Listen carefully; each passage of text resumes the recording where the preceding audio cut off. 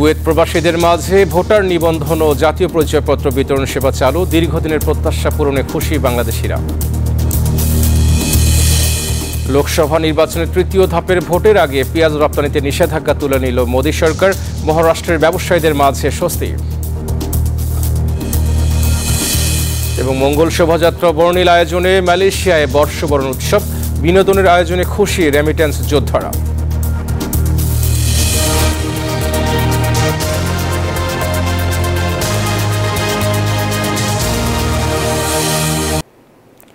এবার বিস্তারিত সংবাদ।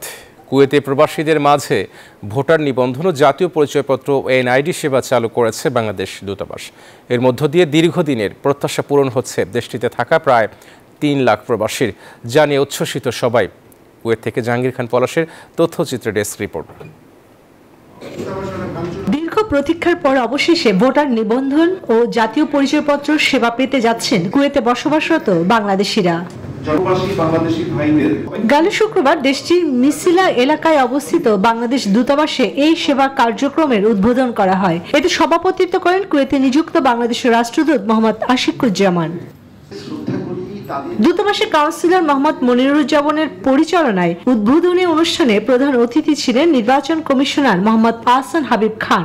কুয়েত প্রবাসীর অনেক দিন ধরে তারা অপেক্ষামান ছিল এবং তারা ভেবেছিল যে কবে পাই, কিন্তু আসলে আজকেই তাদের আশাটা পূর্ণ হলো। কুয়েত প্রবাসীদের জন্য আনুষ্ঠানিকভাবে এনআইডি সেবা চালু করতে যাচ্ছেন।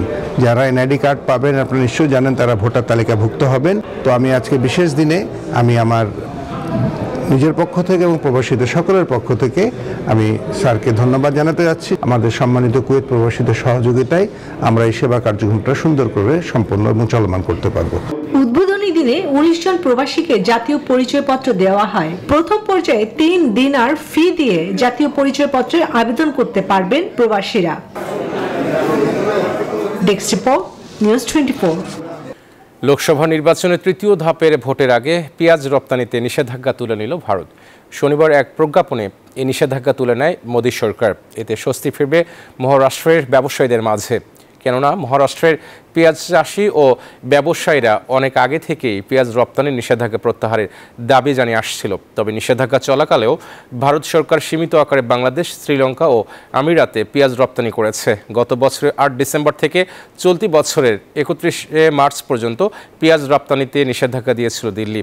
এ সময় শেষ হওয়ার আগে পরবর্তী নির্দেশ না দেওয়া পর্যন্ত পেঁয়াজ রপ্তানিতে আবারও নিষেধাজ্ঞা জারি করা হয়।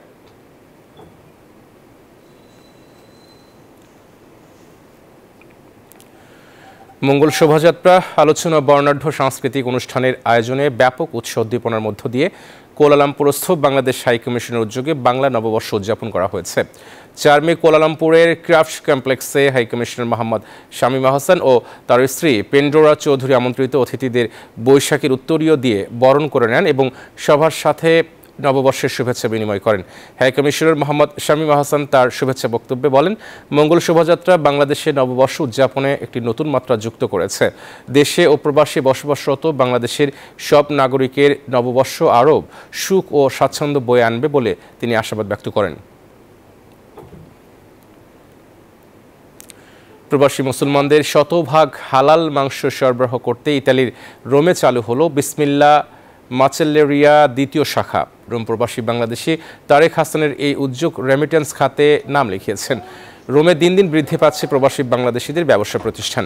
প্রবাসী শতভাগ হালাল মাংস সরবরাহ করতে এমন উদ্যোগকে স্বাগত জানান দেশটিতে বসবাসরত প্রবাসীরা। উদ্বোধনীতে উপস্থিত ছিলেন ইতালি আওয়ামী লীগের সহসভাপতি শাহ আলম, বিএনপি নেতা তৌহিদ কাদের, আবুল বাশার, বাংলাদেশ প্রেস ক্লাবের সাধারণ সম্পাদক রিয়াজ হোসেন সহ আরও অনেকে। বাঙালি কমিউনিটিদের এভাবে সামনে আরো সুন্দর সুন্দর বিশাল আকারের প্রতিষ্ঠান হবে, সুপার শপ হচ্ছে। এ নিয়ে আমরা ইতালিতে ভালো অবস্থানে আছি। বাঙালি কমিউনিটি যারা বাঙালি ভাই বেরাদার আছেন এবং সুন্দরভাবে তারা কিনতে পারছেন চিপ রেটের মধ্যে, এটাই আমরা বাঙালি কমিউনিটির কাছে আমরা আশাবাদী এবং আমরা করতেছি ইনশাআল্লাহ। 7 মে তৃতীয় ধাপে গড়াচ্ছে ভারতের লোকসভা নির্বাচনের ভোট। সেদিন পশ্চিমবঙ্গের উত্তর মালদা, দক্ষিণ মালদা, মুর্শিদাবাদ ও জঙ্গিপুর এই 4 আসন হবে ভোটের লড়াই। মুসলিম ভোটার অধ্যুষিত মুর্শিদাবাদে তৃণমূল কংগ্রেসের আসনে ভাগ বসাতে চায় বিজেপি। ভোটের লড়াই আছেন কংগ্রেস ও সিপিআইএম জোট ইন্ডিয়া। কংগ্রেসের 100 মাইলের ঘাঁটিতে এবার হতে পারে ত্রিমুখী লড়াই। লোকসভা নির্বাচনে তৃতীয় ধাপে পশ্চিমবঙ্গের 42টি আসনের মধ্যে 4টিতে হবে ভোট গ্রহণ। উত্তর মালদা, দক্ষিণ মালদা, মুর্শিদাবাদ ও জঙ্গিপুর এই 4 আসনকে কংগ্রেসের ঘাঁটি হিসেবে ধরা হলেও এখন এসব আসনে কংগ্রেসের প্রভাব অনেকটা কম। এবার কংগ্রেসের ঘাঁটিতে লড়াই হচ্ছে ত্রিমুখী। দল এবং স্বতন্ত্র মিলিয়ে লড়ছেন 57 জন প্রার্থী। লড়াই হবে 3 দল ও জোটের। সম্ভাবনা আছে। লাস্ট টাইম আমরা যখন টি20 ওয়ার্ল্ড কাপ খেলেছি, আমার কাছে মনে হয় আমরা মোটামুটি একটা পারফরম্যান্স।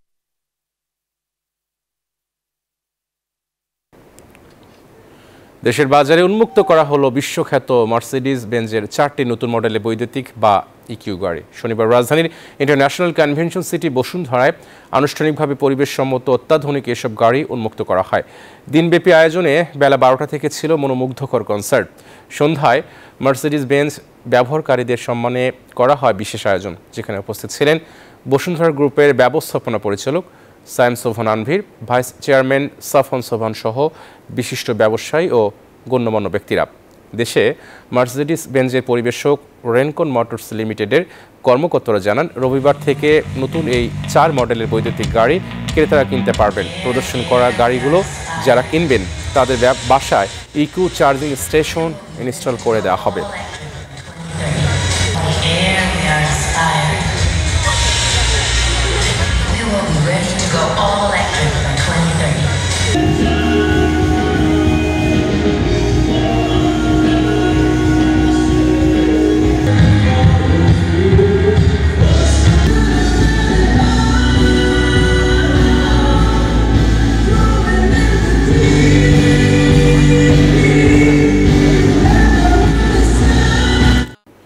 দর্শক, এই ছিল প্রবাসী নিউজ 24 সংবাদ। ধন্যবাদ সবাইকে সাথে থাকার জন্য।